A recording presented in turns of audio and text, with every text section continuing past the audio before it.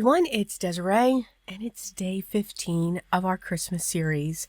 And for today, I am featuring Elizabeth Craft Designs, and this is an adorable die set that I found in my stash with a mug of hot cocoa. So I dug into my stash as well for the cardstock. That's what I love about die cutting.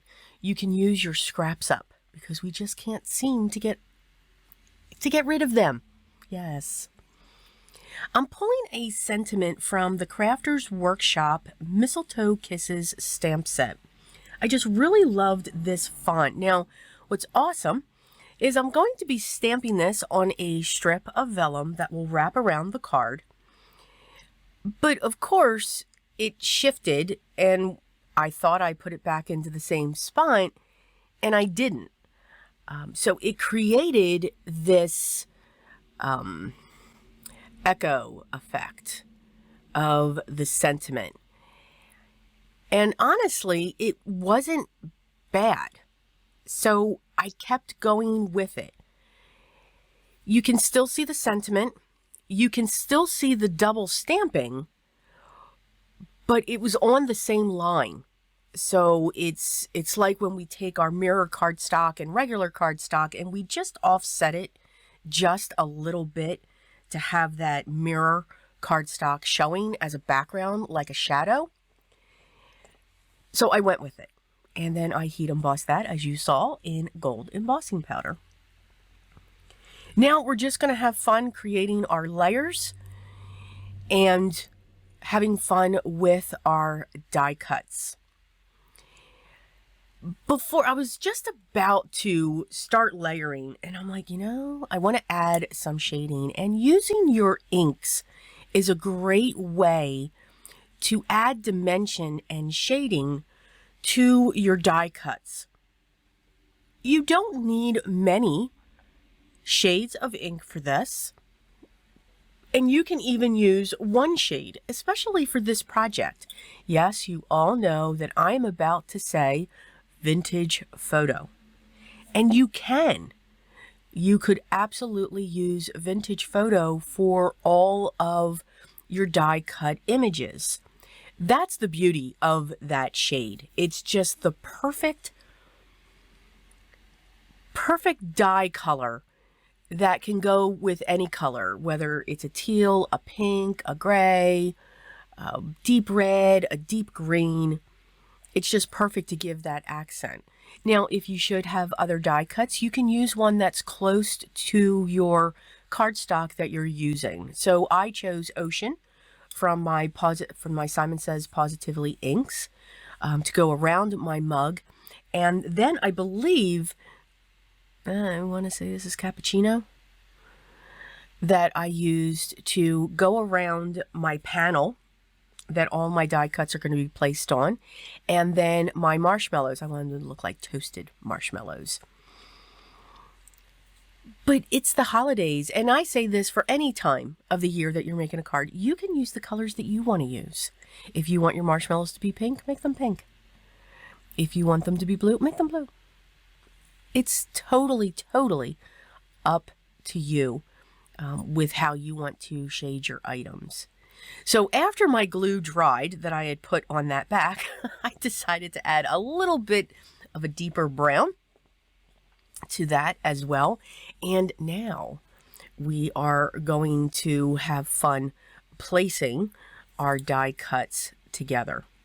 I'm going to prop my mug up using my double-sided foam squares, and I'm going to cut some down so that I can put one right along the handle. For the most part, I did not go around the curve because that would have driven me crazy to cut those pieces. I'm just saying. I'm just saying. I'm going to place that somewhere in the close to the center. The handle will come off just slightly. Now, I don't use standard A2 size envelopes. I use A6 envelope, so I do have a little bit of wiggle room for my cards when I put them in. I tend to add a lot of dimension to my card. So as you put that card in, your envelope's going to expand. So having that little extra room in that envelope is perfect for me. I'm going to prop up. I added a little bit of ink that was left over on my blending brushes to my whipped cream on top.